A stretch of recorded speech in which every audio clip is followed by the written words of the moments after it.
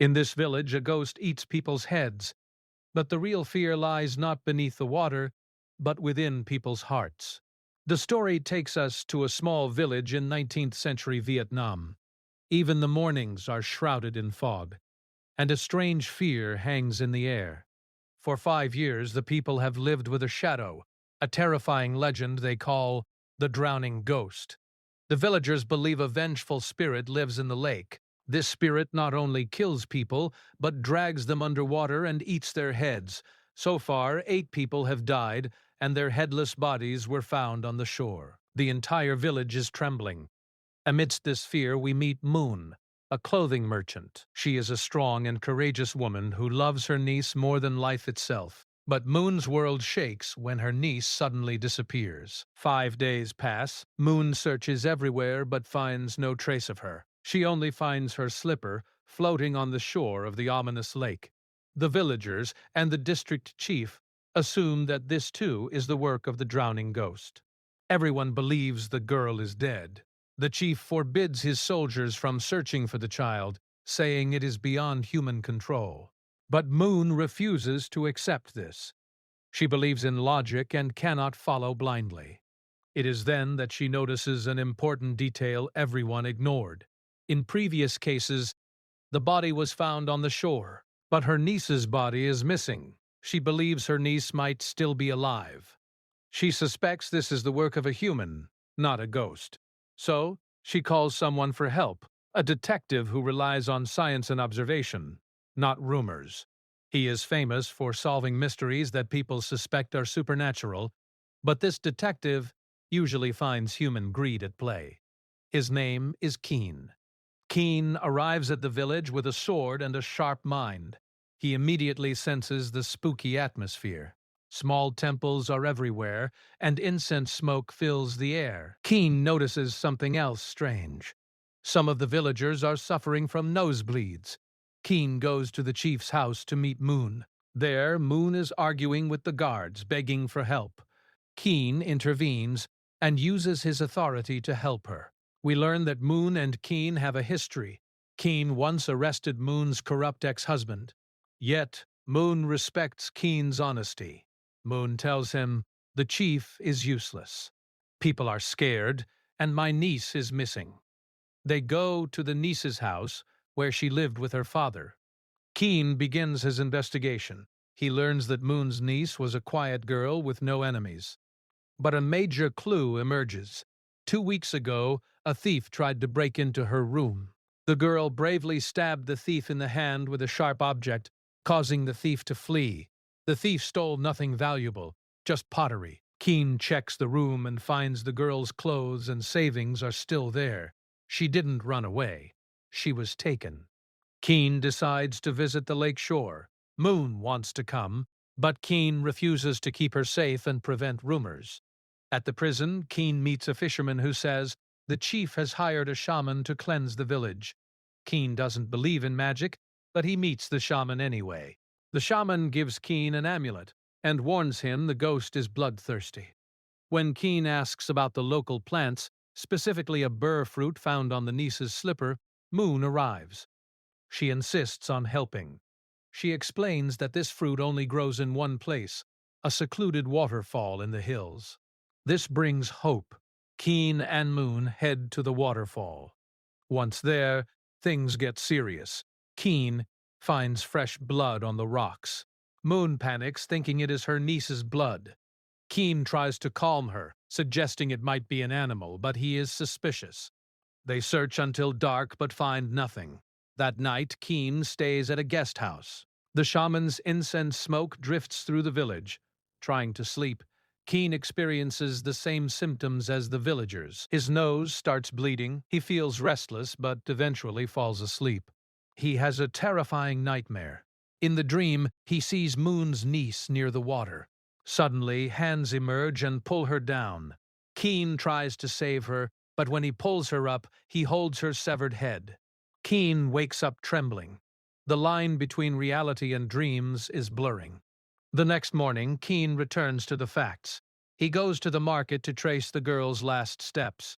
A witness says the girl closed her shop early that day and headed for the waterfall. Crucially, before leaving, the girl argued with a woman named Tuet. Tuet is no ordinary woman. She is the chief's daughter, rich, arrogant, and powerful. Keen questions her. Toot admits she argued with the girl but claims it was over a clothing order. She says the girl threatened to take money from a man named Tak. This reveals a new name, Tak. Tak is a pottery artist living in the bamboo forest and is also Tuet's fiancé. Keen and Moon visit Tak's studio. They find exquisite pottery there, matching the style found in the niece's room. Keen pressures Tak to speak. Tak reveals a sad story. He explains his engagement to Tuet was arranged by their parents. He was unhappy with Tuet. He was actually in love with Moon's niece. She was poor, but Tak considered her his soulmate. He asked the chief for permission to marry her, but the chief and Tuet were insulted and enraged. Tak planned to break his engagement and elope with the girl. This changes everything. A motive emerges. Tuet was jealous. Her engagement was ending because of this girl. The argument about clothes was a lie. The conflict was about Tak.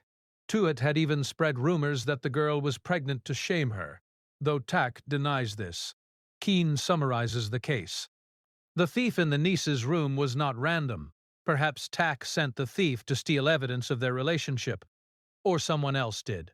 Keen remembers the thief had an injured hand. He needs to find a man with a hand wound. Moon has a plan. She organizes a knife-throwing competition to lure out the suspect. It works.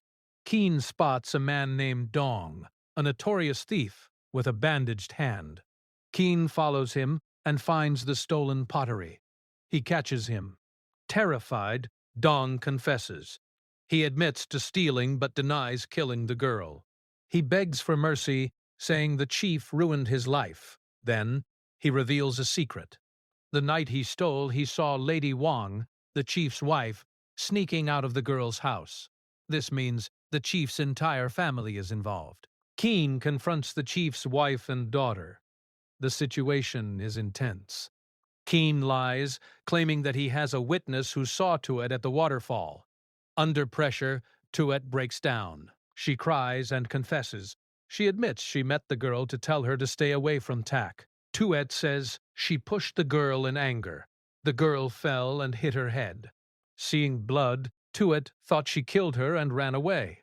Lady Wang intervenes to save her daughter. She claims it was an accident, and the drowning ghost must have taken the body. Tuet is arrested, but the body is still missing. Keen is exhausted.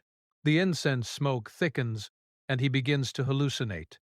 He sees the drowning ghost attacking him. His deputy arrives and revives him.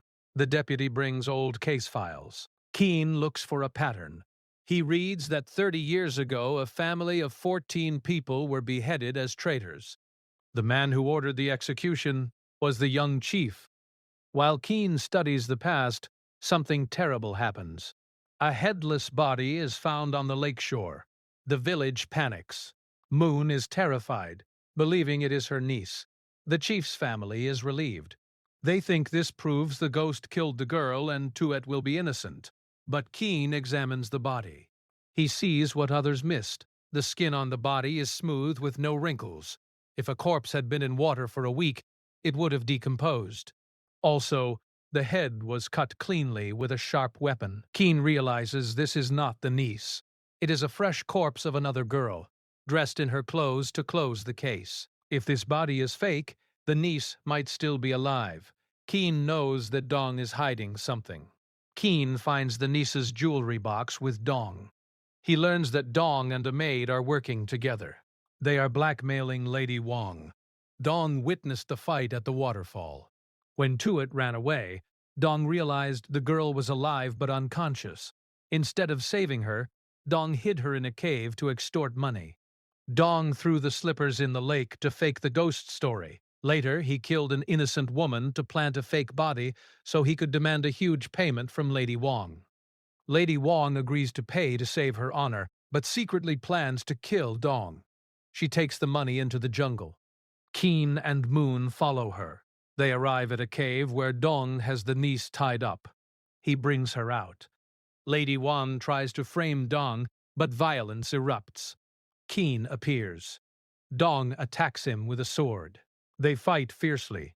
Keen, still affected by the poison incense, struggles, seeing ghosts. Meanwhile, Lady Wang tries to kill the girl to end the matter. Moon fights Lady Wang like a lioness. Just as Dong is about to kill Keen, Keen pushes him onto spikes, killing him. Moon overpowers Lady Wang. The girl survives. The police arrive, and Lady Wang and Tuat are arrested. The kidnapping case is solved. Moon and her niece are reunited. की The family chief's का असली family रंग is सबके exposed, सामने आ चुका था, but the team लेकिन is कीन not अभी convinced भी about the drowning ghost. The mystery of the other deaths remains. The fake body explained one case, but not the others. Keen returns to the incense. He takes a sample to a doctor. The doctor confirms the incense contains a rare poison that causes fear, hallucinations, and bleeding. This means the ghost was a trick orchestrated by the shaman. Keen rushes to catch him, but he is gone. Another body is found. The district chief. He is also headless. Keen realizes the truth lies in the 30-year-old massacre. The chief executed 14 family members, but the family had 15 members. One child survived and watched them die. That child grew up to become the shaman. He returned to destroy the village. He drugged the people with incense to create fear. Using the ghost story, he killed those responsible for his family's death. The chief was his final victim. Keen finds a winter jacket in the shaman's hut. He has fled north. The movie ends with Keen and his deputy riding north to catch the serial killer. This was not a ghost story, but a tale of pain and revenge. Thank you for watching.